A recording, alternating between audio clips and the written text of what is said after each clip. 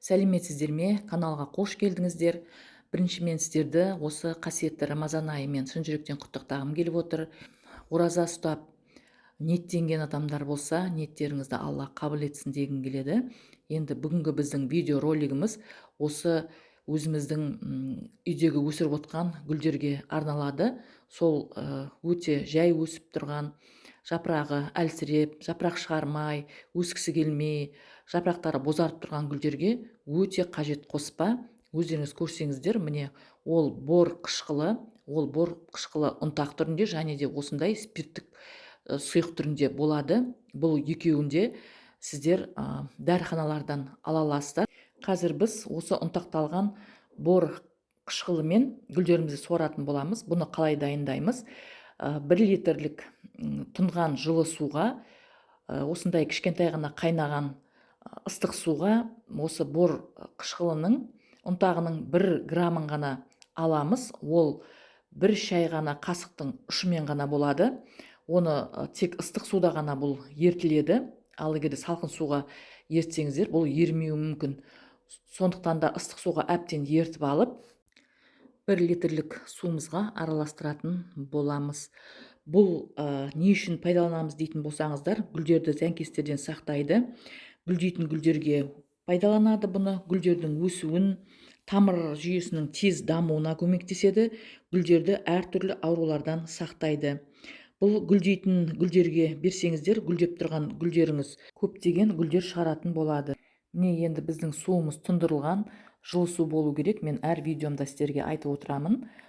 Біз гүлдерге тікелей краннан алынған су емес, осындай тұндырылған жылы су беруіміз керек. Егер де сіздер краннан бірден құйып алып гүлдерге салқын су және хлорлы су беретін болсаңыздар, ол кезде сіздердің гүлдеріңіз дұрыс өспей, әртүрлі ауруға шалдығатын болады.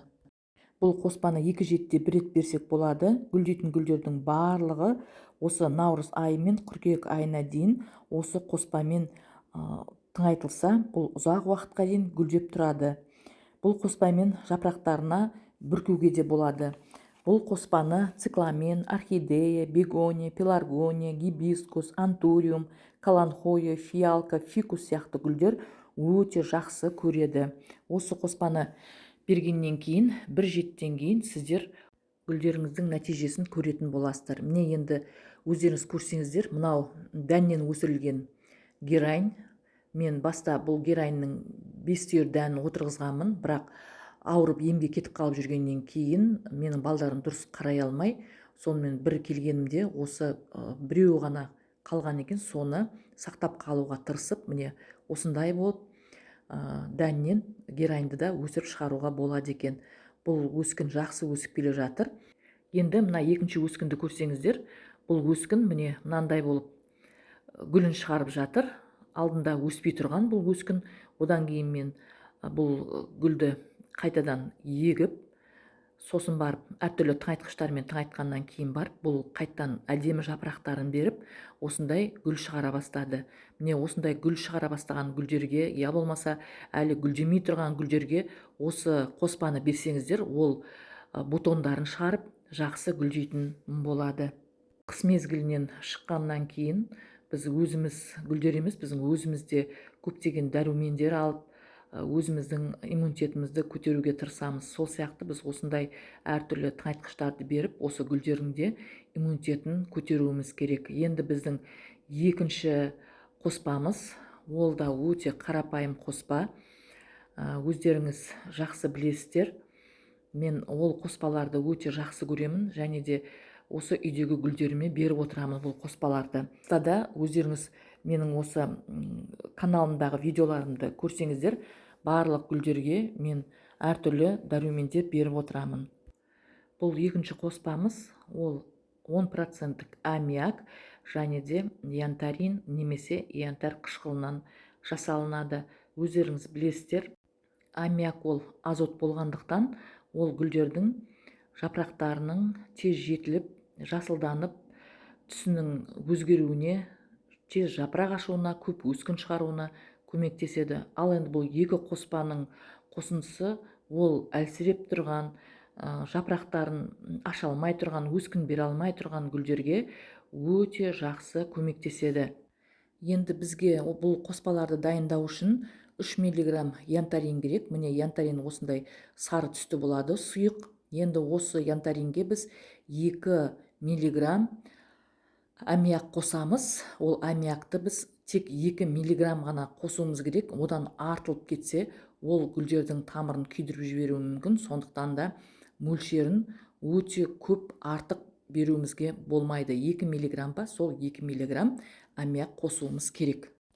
Егер де сіздерде янтарин жоқ болып жатса, ол кезде дәріханадан янтарь қышқылын алсаңыздар болады. Ол янтарь қышқылының 4 түйірін жақсылап тұрып езіп, қайнаған ыстықтау суға жақсылап тұрып езіп алып, сосын барып 1 литр осындай тынған жылы суға араластырып гүлдеріңізге құйсаңыздар болады. Негізі бұл дәріханаларда янтарин сатылмайды. Бұл янтарин тек гүлдер дүкенінде ғана сатылады. Өздеріңіз көрсеңіздер, мынау ер бақты гүлі, мен 2 жеті бұрын осындай видеоролик түсіргенмін, менің каналымнан көрсеңіздер. Сол гүл міне жақсы өсіп, жақсы өскін беріп, осындай дәрумендердің арқасында өсіп келе жатыр. Бұл дәрумендер осы ер бақты гүліне, басқа да әйел бақты гүліне, орхидеяға, осындай гүлдерге берсеңіздер, бұл гүлдер жақсы жапырақ шығарып, жақсы тамырланып өсетін болады. Міне панданус гүлінде отырғызғанда бұл кішкентай еді. Бұл да көптеген жапырақтар беріп, осы дәрумендердің арқасында жақсы өсіп келе жатыр. Бұл қоспаны гүлдерге 2 жетсе 1 рет берсеңіздер болады. Қорықпаңыздар, ешқандай гүлдерге жақсы әсерін тигізбесе, кері әсерін тигізбейді. Қайта осы көктем мезгілінде гүлдердің жақсы тамырланып, иммунитетін күшейтіп, гүлдердің жақсы жапырақ беріп, жақсы жапырақ ашуына, өскін беруіне көмектеседі. Және бұндай қоспаларды өскіндердің де тез өсіп, тез жетілуіне берсеңіздер, сіздердің де өскіндеріңіз жақсы өсетін болады. Менің видеом сіздерге пайдалы болды деген ойдамын. Сіздермен болған бақыт, сау саламатта болыңыздар.